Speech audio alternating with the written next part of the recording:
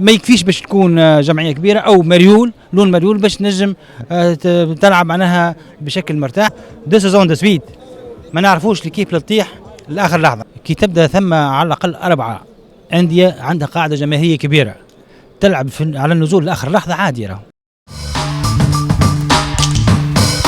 نهاية بطولة كانت صعيب على الجامعة وعلى الرابطة وعلى الأمن حتى على الحكام وعليكم انتم بالسسبانس اللي موجود، معناها لدرجه لاعب كل كيف تنجم تطيح على بونت يتمركب منها تتبدل. تشوف دو سيزون دو سويت ما نعرفوش الكيف تطيح لاخر لحظه. يعني السنه ثم 6 أو 7 يلعبوا على النزول على اخر لحظه، عملوا اول 3 ولا 4. ما ينجمش يكون اكثر حماس واكثر تشويق اكثر من هكا. نحب نشكر الناس الكل. اكيد هو مجهود جماعي تشاركي فيه الجامعه، فيه الرابطه، فيه الانديه، فيه وزاره الشباب والرياضه والمجموعي، فيه خاصه وزاره الداخليه، رئاسه الحكومه، وزاره الصحه. انتم مجهود الاعلامي بالنقد او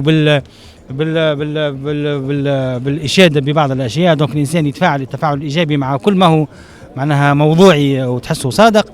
دونك هو مجهود جماعي نتشاركوا فيه الناس الكل، وهو نجاح زاد الناس الكل. اليوم حبينا ولا كرهنا في المنطقه شكون البطوله في وسط الجائحه اللي فات هي بطوله تونس. اليوم البطولات المجاوره كل ما زالت بعيده شويه. دونك ان شاء الله نكونوا قدمنا واجبنا مع مختلف هياكلنا، وان شاء الله ربي يبعد علينا الوباء والبلاء، وان شاء الله تونس بخير في كل شيء ان شاء الله.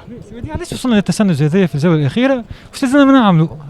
والله شوف التشنج هذا كي تبدا ثم على الاقل 4 انديه عندها قاعده جماهيريه كبيره تلعب على النزول لاخر لحظه عادي. راهو عادي. ما اليوم اشترى الجمهوريه التونسيه، اشترى الجماهير نتاع الجمهوريه التونسيه كان مش اكثر، عندها فريق من الفرق معني بالنزول، والنزول راهو يوجع اكثر من اللي انك ما تاخذش تيتر.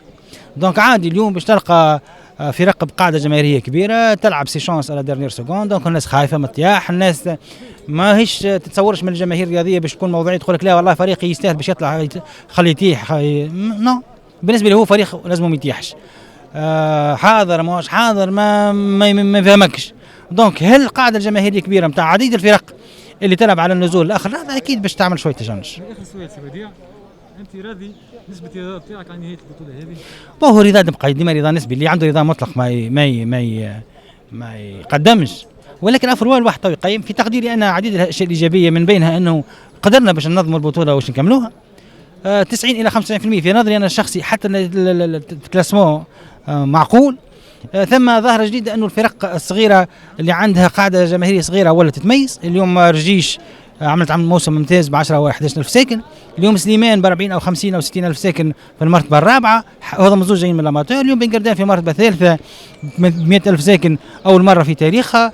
اليوم كيف مالوريزمون بالنسبه لبعض الفرق اللي عندها قاعده جماهيريه كبيره اللي ما كانت تلعب على مراتب متقدمه، جيسيت ستاد، جيسيت الكلوب، جيسيت بنزرت، اللي ولات ما يكفيش باش تكون جمعيه كبيره او مريول، لون مريول باش تنجم تلعب معناها بشكل مرتاح. الناس كلها لازمها تخدم.